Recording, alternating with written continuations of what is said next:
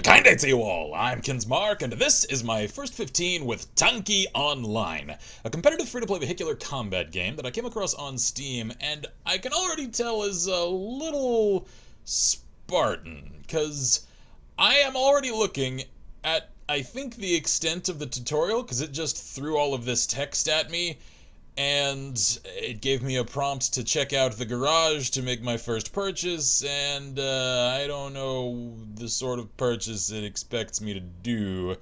So clearly the model and texture quality is a little lacking, a little dated looking. However, the combat could still pan out as fun, so I think I'll just roll for the default for now.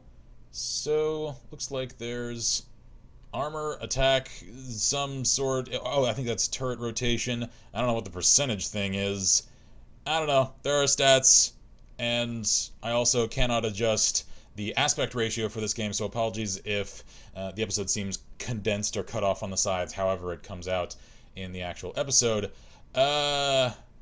Cool. Actually, I'll just show you guys the extent of the settings available for this game. It's a little cut down, shall we say.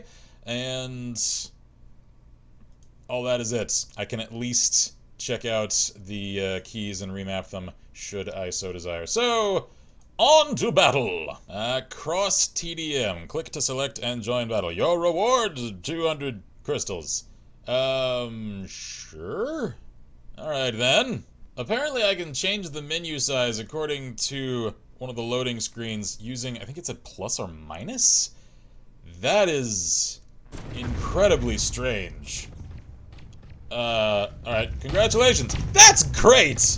You're alive and showed up, sort of. Now you know how to join battles. Here's the promised 200 crystals. Alright. Jeez, alright, this is thumping my subwoofer around. So, oh. Alright, the game just full screened, sort of, on its own. And good God, could this thing rattle my desk apart any harder? Alright.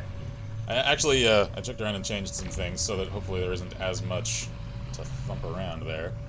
So, man, this feels old. I haven't got any crosshairs, and it's still thumping like crazy. I think that's actually just my subwoofer. Apologies if that comes through the mic, because that is hard to listen to. Alright, so apparently one can heal one's allies, and I guess that's it for that match. Alright. I guess that's as simple as the match reset is. Alright, cool. I look like I have a Ukrainian flag for a meter. Okay. Alright. I am actually reminded of a classic Nintendo 64 tank combat game. I forget the exact name of it now. Just in terms of the model quality and the audio quality and the texture quality and just the quality, really. I mean, it's adequately put together for a few console generations ago. I just have a hard time Look at this tree! Look at it! It just rotates! Oh man! Friggin' Nod flame tank up in here. Right, come on, cycle faster! I am apparently getting my ass kicked. Some of these models actually remind me, too, of Warzone 2100. Because it had, like, the modular tank turrets that one could customize for one's units. And that was an active real-time strategy game. I actually very much enjoyed that one. Check it out if you're interested in that sort of thing, because I think the developers actually made that an open-source game. So, yeah, if you like classic strategy games, I feel like checking out one that I actually adore like crazy. I just did it one time. Check it out. As for this game, I mean, it's cut and dry. It is what it is. I'd say it seems all that special or coded to function adequately for like just common UI practices, because like it automatically changed its own resolution as I clicked into the match, and it's not full screened, and yet it's not borderless either. It's not windowed either. Like, I can still see my taskbar at the lower end of the screen. I don't know what's going on with this. And it's, for some reason, it keeps stuttering every now and again. This guy just does not care. I have reached the rank of private, and I got crystals. Because those are useful for tankmans. Alright. How long until this match is over? Because I kind of want to check and see about how the shop actually functions. Whoa. Because I'm wondering if this is more or less just a platform for microtransactions. To cash in on kids that just have to win at this free tank game. Alright, he's got some kind of like impulse thing. The magnetotron gun! Whoa, that guy actually looks pretty cool, not gonna lie. Except he's completely useless, because he's just sitting there, as if he were AFK. Because he probably is. I mean, I can think of more productive things to do with my time. There we go, I killed a man! Yep. And I'm wearing him as a trophy, like a hat upon mine head! Alright. I'd have thought that the lack of crosshair would disturb me a little more than it actually is. It's just, I can actually just use, since it fires in a straight line, the alignment of my turret as the indicator of where it's gonna go. Because I know it's just gonna fire at tank turret height anyway. Man, those flame turrets are effective! Alright. I got... Dude Perfect killed me. Man, does that make me a stunt? Am I something to cheer and get way too excited about? No real shade to throw at these guys. Like, friendly ribbing. I actually like their videos. They're really cool and impressive. I cannot imagine how many attempts they must go through to pull off some of the stuff they do. If you don't know who I'm talking about, they're sort of a, like, athletic stunt channel on YouTube that pull off some really impressive feats sometimes. Check them out. Cool guys. Alright, oh, this guy's right here. The giant friggin' turret. A lot of people seem AFK in this game. I'm noticing a pattern. And this guy is just all up on me, trying to get me all hot and... Alright, fine. Can I leave this? Alright, apparently hitting escape resizes the window again. Fun. I don't want to stick around in here for another 5 minutes. Shop. This is where you can get various goods to improve your gaming experience. You agree that the purchased goods will get credited to your account upon completion of the payments process. Wow, they're already putting like the ULA thing in here. Purchased goods credited to your account are not subject to the user's right of withdrawal.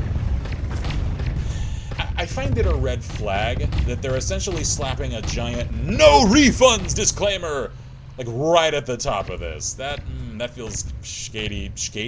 Sketchy and shady came out shady. I like that word. I think I'll continue using it. So this seems like a shady game. Special offer. Yeah, okay, alright, fine. So crystals... I don't know what that abbreviation stands for as far as different currencies. I'm going to assume it's some sort of Slavic currency, because the default pause time is nearly up. Yep. Automatically. Yeah. I don't want to... No, I don't want to return to that. Anyway, Russian was the default language for this game. I actually had to change it in the launcher that the game starts from. So... Premium account, what does that do? So it's for whatever these are. I don't know what these are. Comment conversions! Get on that for me, please, so you can inform your fellow viewers what this stuff actually costs, because I don't freaking know. And it even says USA up here. I could change it to a lot of things, apparently. And yet it isn't converting it to the actual currency of the country that I have it set to. Why have a country's drop menu in the corner if it doesn't convert the currency shown in the menu to it? Alright, can I actually leave this match? Maybe, please? I'm scared that'll actually close the game. So, garage. Can I... Alright, way to plug your Facebook there. I can access the garage from mid-match. Alright, you can now get the following items in the garage. Swamp Marine Flora. I know now why so many people seem AFK in this game. They're in these friggin' menus, and they just care so little about dying that it's just happening over and over again. Kinda like I'm doing now. Okay, I could upgrade things. I have 700 and some odd crystals. Turrets. Alright, I can actually get these. And... Alright. It seems like they actually don't cost that much. Maybe that's just because I'm using an early game tank. Alright, so assuming that one collects crystals from just playing the game, and assuming that I've now got like a strange number of them, I think I got some from just that first match, and I didn't play terribly well. Yeah, I know I'll automatically leave. That's fine. It actually seems like, to my surprise, I'll admit, the costs for customization in this game aren't all that extravagant. Or they're exorbitant, I should say. Some of these are fairly expensive. What exactly are these? Protection modules.